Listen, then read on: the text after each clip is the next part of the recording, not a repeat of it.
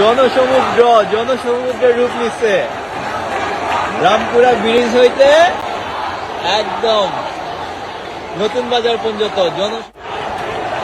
বাংলাদেশ থেকে কি খবর আসছে আমাদের নিউজ রুমে, আমাদের ডেস্কে কি কি খবর আমরা পাচ্ছি? আমার সঙ্গে রয়েছেন আমার সহকর্মী অয়ন রয়েছেন। অয়ন, আমরা আর কি কি খবর পাচ্ছি? বাংলাদেশের কি অবস্থা এখন? অতটা তুমি সংসদ ভবনের গণভবনের কথা বলছিলে। সংসদ ভবনে, জাতীয় সংসদ ভবনেও হাজারো মানুষ ঢুকে পড়েছেন এবং গণ অভ্যুত্থানের মতো তারা বলছেন। আমরা দেখতে পাচ্ছি টেলিভিশন, স্থানীয় টেলিভিশন বিভিন্ন চ্যানেলে দেখাচ্ছে যে জাতীয় সংসদ ভবনও দখল করে ফেলেছেন মানুষ। একদিকে গণভবন মানে প্রধানমন্ত্রীর যে বাসভবন, সেই প্রধানমন্ত্রীর বাসভবন, আর অন্যদিকে সংসদ ভবন, জাতীয় সংসদ ভবনেও হাজারো মানুষ ঢুকে পড়েছেন তুমি যে ছবি দেখাচ্ছিলে। এবং পদত্যাগ করেই দেশ ছেড়েছেন প্রধানমন্ত্রী, পদত্যাগ করেই দেশ ছেড়েছেন শেখ হাসিনা। এখনো পর্যন্ত ওখানকার টেলিভিশন সূত্রে মানে স্থানীয় বাংলাদেশের বিভিন্ন টেলিভিশন সূত্রে জানা যাচ্ছে যে পদত্যাগ করেই, ইস্তফা দিয়েই তিনি দেশ ছেড়েছেন। এবার কোথায় যাচ্ছেন সেটা এখনো বলা সম্ভব নয়। বিভিন্ন জায়গার নাম বলা হচ্ছে। আর এদিকে বাংলাদেশের সেনাপ্রধান তিনি বৈঠকে বসেছেন বিভিন্ন রাজনৈতিক দলের সদস্যদের সঙ্গে এবং বিভিন্ন বিশেষজ্ঞদের সঙ্গে বৈঠকে বসেছেন। অধ্যাপক থেকে আরম্ভ করে বিভিন্ন বিষয়ের বিশেষজ্ঞ তাদের সঙ্গে বৈঠকে বসেছেন সেনাপ্রধান। কিন্তু অতনু, এখানেই প্রশ্ন, বাংলাদেশ বা পাকিস্তানের ইতিহাস যদি আমরা দেখি তাহলে বাংলাদেশের সেনা কি সরিয়ে দিল, মানে নিরাপত্তার কারণে সরিয়ে দিল শেখ হাসিনাকে, নাকি সেনাই খেলাটা খেললো, বাংলাদেশের সেনাই খেলা খেললো? এই রকম বিভিন্ন প্রশ্ন আন্তর্জাতিক বিশেষজ্ঞদের একাংশ তুলছেন। অতনু, আরো একটা বিষয় রয়েছে। একটু আগে যখন আমরা আন্তর্জাতিক সম্পর্ক বিশেষজ্ঞ রাজাগোপাল ধর চক্রবর্তীর সঙ্গে কথা বলছিলাম, বা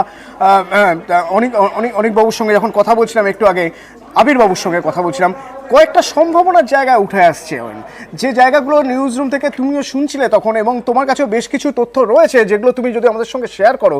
তিনটে সম্ভাবনার জায়গা উঠে আসছে। প্রথমত, সেনা বাংলাদেশের দখল নেবে। দ্বিতীয়ত, অন্তর্বর্তী সরকার হবে। তৃতীয়ত, বিরোধীদের পালে হাওয়া লাগবে এবং কদিনের মধ্যেই বিরোধীরা হয়তো সরকার গঠনের একটা জায়গায় চলে যাবে। কি মনে হয়? একেবারেই তাই। যে রাজগোপাল ধর চক্রবর্তী বলছিলেন সংবিধান এগুলো নেই, কিন্তু আমরা পাকিস্তান বা বাংলাদেশে যে সময় দেখেছি যে গণতন্ত্র বাংলাদেশে অনেকদিন ধরে টিকেছিল, কিন্তু সংবিধান মানার প্রশ্নে কি সেনাবাহিনী সেই পদক্ষেপ করে? এখানেই প্রশ্ন যে আজকে যে সুপ্রিম কোর্ট, বাংলাদেশের সুপ্রিম কোর্ট যে নির্দেশ দিয়েছিল সংরক্ষণ নিয়ে, কোটা নিয়ে, তারপরেও কেন এই রকম অবস্থা হলো? কেন প্রায় ৩০০রও বেশি মানুষ সব মিলিয়ে মৃত্যু হলো? এবং হাসিনার বিরুদ্ধে এত চড়া সুর কেন দেশের বাংলাদেশের মানুষের মধ্যে? এইখানেই প্রশ্ন যে এখানে সেনা অভ্যুত্থান হবে নাকি আবার একটা যে সাময়িক যে সরকার, সেই সাময়িক সরকার গঠন হবে কিনা তা নিয়েও সন্দেহ প্রকাশ করছেন আন্তর্জাতিক বিশেষজ্ঞদের একাংশ। কারণ ইতিহাস বলে যে গণতন্ত্র যখন একেবারে শেষ পর্যায়ে চলে আসে, ওই বাংলাদেশ বা পাকিস্তানে যখন বিপদে পড়ে, তখন সেনাবাহিনী পাল্টা শক্তি তারা দেখানোর চেষ্টা করে। এখন কি হবে বাংলাদেশের মানুষ অনেক বেশি সচেতন, রাজনীতি সচেতন। সেই জায়গা থেকে বাংলাদেশের মানুষের কোনো অভিজ্ঞতা, বাংলাদেশের মানুষের কোনো পরামর্শ, সেইগুলো নেওয়া হবে কিনা সেটা সেনাপ্রধান যে বৈঠক করছেন তাতে অবশ্য একটা জিনিস স্পষ্ট হচ্ছে, কিছুটা হলেও একটা ইঙ্গিত পাওয়া যাচ্ছে যে সমাজের বিভিন্ন অংশের মানুষের সঙ্গে তিনি বৈঠক করছেন এই আপৎকালীন পরিস্থিতি। কিন্তু শ্রীলঙ্কার মতো এরকম পরিস্থিতি হলো কেন যে গণভবনে ঢুকে সব কিছু লুটপাট করা, জাতীয় সংসদ ভবনে ঢুকে যাওয়া? এইখানে একটা বড় প্রশ্ন। অতনু,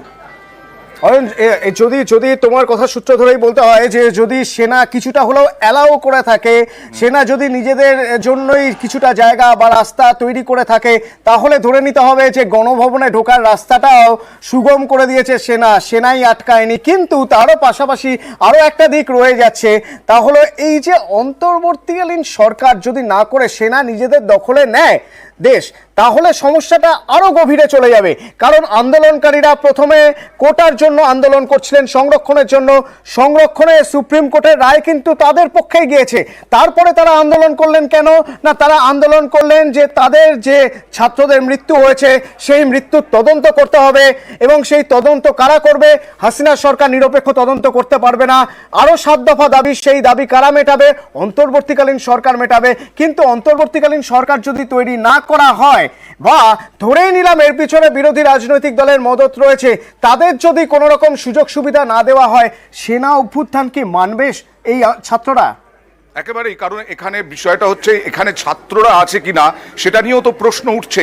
যে সংরক্ষণের বিষয়ে, কোটার বিষয়ে সুপ্রিম কোর্ট নির্দেশ দিয়ে দিল, ছাত্রদের একেবারে ফরে গেল বিষয়টা, বাংলাদেশের সুপ্রিম কোর্টের নির্দেশ, সেখানে তারপরে আবার আন্দোলন, এবং কোন দাবিতে আন্দোলন? যে শেখ হাসিনা আর থাকবেন না, শেখ হাসিনাকে সরাতে হবে, শেখ হাসিনা সরকারের পতন করতে হবে। সেই শেখ হাসিনা সরকারের পতনের একটাই এজেন্ডা নিয়ে আবার নামা হলো আন্দোলনে, এবং ভয়ঙ্করভাবে আগুন জ্বলল গোটা বাংলাদেশ জুড়ে। তাহলে এখানে কি ছাত্রদের ভূমিকা আছে বেশি করে? এই প্রশ্ন কিন্তু উঠবেই, কারণ যা নিয়ে আন্দোলন ছিল সেই আন্দোলন তো মিটে গেছিল, সেই বিষয়টা তো একদম সমাধানের পথে চলে এসেছিল। তাহলে সেই শেখ হাসিনা সরকার যে বিরাট ম্যান্ডেট নিয়ে গণতান্ত্রিকভাবে ভোটে, মানুষের ভোটে জিতে এসেছিলেন, সেই আন্দোলন যখন শেষ হয়ে গেল, আন্দোলনের বিষয়ে যখন সুপ্রিম কোর্ট, বাংলাদেশের সুপ্রিম কোর্ট মেনে নির্দেশ দিয়ে দিল, পরিষ্কার করে দিল, তারপরেও এই রকম আগুন জ্বলল কেন? কারা আছে এর পেছনে? অনেকে বলছেন জামাত এর পেছনে আছে। সেই বিষয়টি যদি হয়, তাহলে সেনাবাহিনী, সেনা অভ্যুত্থান ছাত্ররা মেনে নেবেন কিনা, ছাত্রদের আর বলার জায়গা থাকবে কিনা, পাকিস্তান বা বাংলাদেশের ইতিহাসে যা বলে, সেই ক্ষেত্রে একটা প্রশ্ন উঠবেই। এবং একটা অত্যন্ত গুরুত্বপূর্ণ দিক তুমি তুলে ধরলে, যে এখানে ছাত্ররা আদৌ আছে কিনা। তার কারণ এইখানে যখন সেনাপ্রধান তিনি বৈঠক করছেন বিভিন্ন রাজনৈতিক দলের সঙ্গে, তখন সেখানে কিন্তু ছাত্রদের কোনো প্রতিনিধি নেই। এবং একটা আপডেট দিয়ে রাখতে চাই যে দর্শককে, আমাদের কাছে বিভিন্ন সংবাদ মাধ্যম থেকে যে খবর আসছে, তাতে ঢাকায় ধানমন্ডিতে স্বরাষ্ট্রমন্ত্রী আসাদুজ্জামান খান কামালের বাড়িতে হামলা করেছেন আন্দোলনকারীরা। তার বাড়ির ফটক ভেঙে হাজারো আন্দোলনকারী তার বাড়িতে ঢুকে পড়েছেন। বাড়ির ভিতর থেকে ধোঁয়া বেরোতে দেখা যাচ্ছে, ভাঙচুর চলছে বলে জানা যাচ্ছে।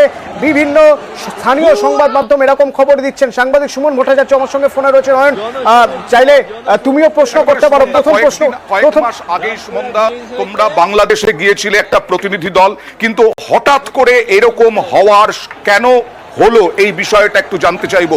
তখনও তো বাংলাদেশ গণতান্ত্রিক ভাবে চলছিল, গণতন্ত্রের মধ্যে দিয়ে চলছিল, হঠাৎ কেন এরকম পরিস্থিতি হলো? অয়ন, দেখো, আমরা যখন গেছিলাম তারপরে বাংলাদেশে একটা নির্বাচন হয়, যে নির্বাচনের সময় অভিযোগ উঠেছিল যে আওয়ামী লীগ একচেটিয়া ভাবে ক্ষমতা দখল করে নিয়েছে। অর্থাৎ আওয়ামী লীগের প্রার্থীরা জিতেছেন, প্লাস যারা নির্দলরা জিতেছিলেন তারাও আওয়ামী লীগ। সেই সময় থেকেই ক্ষোভ বাড়ছিল যে আওয়ামী লীগ তার ক্ষমতা ও পরিসরে অন্য কাউকে ঢুকতে দিচ্ছেন। অর্থাৎ যারা বিরোধী বা এমন সহযোগী দল, তাদের নেতাদেরও জিততে দেওয়া হয়। ফলে এই নিয়ে ক্ষোভটা ছিলই।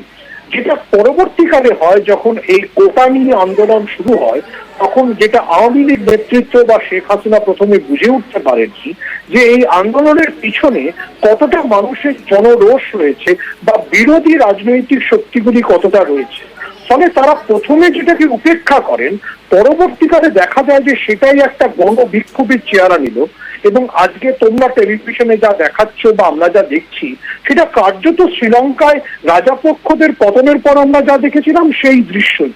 কিন্তু শ্রীলঙ্কার তুলনায় বাংলাদেশে ভায়োলেন্স অনেক বেশি হতে পারে, কারণ গত 15 দিন ধরেই রাস্তায় আওয়ামী লীগের সঙ্গে তাদের রাজনৈতিক বিরোধীদের সংঘাত। সেনা প্রধান প্রেস কনফারেন্স করছেন এবং আপডেট হচ্ছে, সেনা প্রধান ঘোষণা করলেন অন্তর্বর্তী সরকারের কথা, অন্তর্বর্তী সরকারের কথা ঘোষণা করলেন।